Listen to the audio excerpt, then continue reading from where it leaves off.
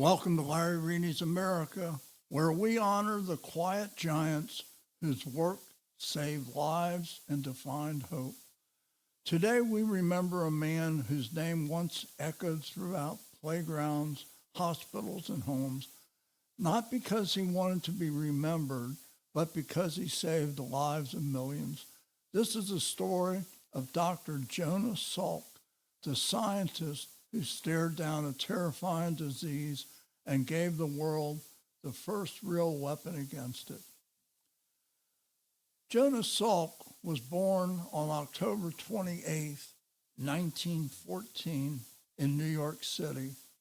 The son of a poor Russian Jewish immigrants, they had little money, but they believed in education. Jonas was smart, focused, and driven, not by ambition, but by purpose. He studied at City College of New York and then NYU School of Medicine, choosing research over private practice, a path less glamorous, but ultimately more impactful. He wanted to understand how disease worked so he could stop them. In early 20th century, polio was one of the most feared diseases in America. It struck children hardest. It could cripple in hours. Each summer brought waves of fear. Pools closed, parents panicked. Wheelchairs and iron lungs became part of daily life. There was no cure, only hope, and scientists like Jonas Salk.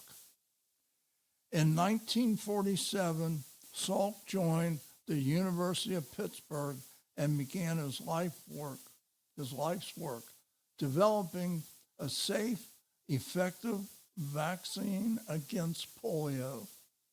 While other scientists worked with live viruses, Salk took bold and controversial approach, using a killed virus which couldn't cause the disease, but could still teach the immune system to fight it.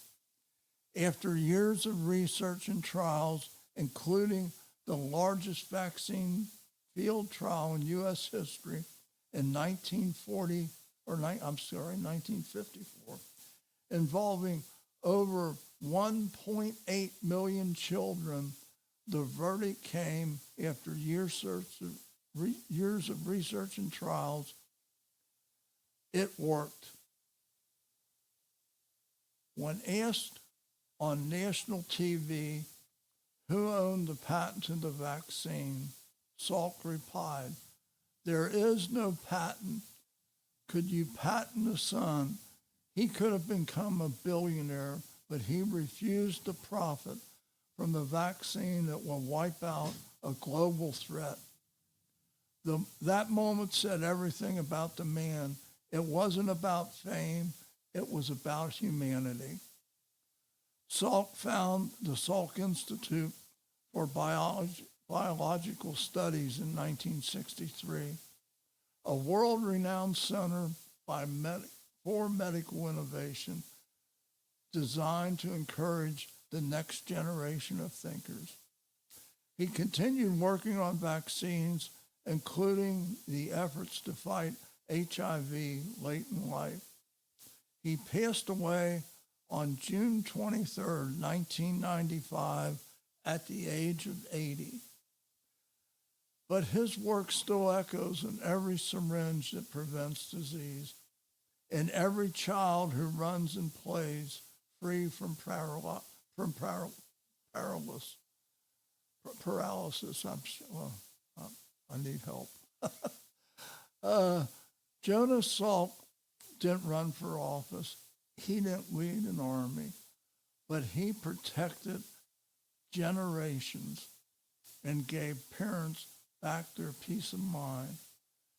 He showed that real heroism often looks like quiet determination, endless testing, and a steady hand under a microscope. This is Larry Reidy's America, and today we remember Dr. Jonas Salk, the man who cured fear itself. Until next time, stay curious, stay grateful, and remember, Science can be a miracle when driven by compassion. One other thing about Jonas Salk, and I think this is right, but I'm not sure. I should have done some research. But I thought he was besides being a brilliant researcher, think he might have been a great classical violinist. And I don't know why that enters my mind, but I should have looked it up before I brought Jonas to you. But this is a guy that, I mean, he saved millions of lives. I can remember as a child looking at photos of people that had to live in an iron lung. And I mean, it was just a horrible contraption that it kept them alive. And kids that were running around one day and the next day they were crippled for life. It's a marvelous thing.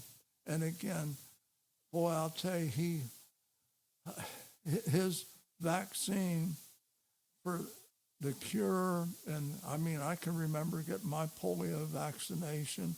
I mean, it's just what he did for humanity is unbelievable. So anyway, again, I want to thank everybody for listening.